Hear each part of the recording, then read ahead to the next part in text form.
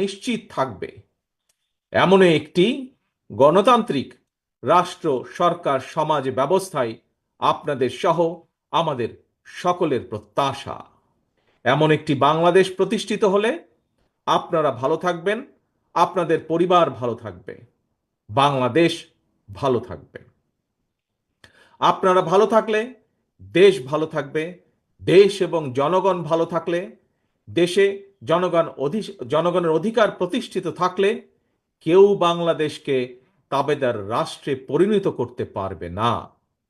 সুতরাং দেশে জনগণের অধিকার প্রতিষ্ঠিত থাকা না থাকার সঙ্গে, জনগণের ভালো থাকা না থাকার সঙ্গে কিন্তু দেশের স্বাধীনতা, সার্বভৌমত্বের সরাসরি সম্পর্ক রয়েছে।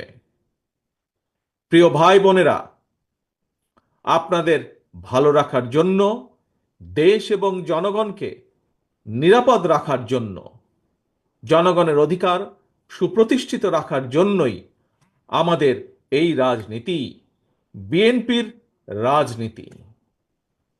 আমাদের সকলের প্রিয় দল বিএনপির প্রতিষ্ঠাতা, বাংলাদেশের স্বাধীনতার ঘোষক শহীদ রাষ্ট্রপতি জিয়াউর রহমানের একটি কথা এই ক্ষেত্রে আমি স্মরণ করতে পারি।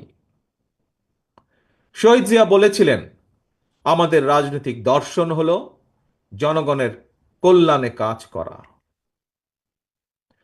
প্রিয় ভাই বোনেরা, জনগণের রায় বিএনপি অনেকবার রাষ্ট্র পরিচালনার দায়িত্ব পালনের সুযোগ পেয়েছে। বিএনপি সরকার প্রতিবারই মানুষের অধিকারের প্রতি সম্মান রেখে জনগণের কল্যাণে আন্তরিকভাবে দায়িত্ব পালনের চেষ্টা করেছে। এ কারণেই কিন্তু বিএনপির নেতাকর্মীদেরকে কখনোই দেশ ছেড়ে পালিয়ে যেতে হয়নি। প্রিয় ভাই ও বোনেরা, গত ১.৫ দশকে স্বাধীন বাংলাদেশকে পরাধীনতার শৃঙ্খলে আবদ্ধ করে ফেলা হয়েছিল।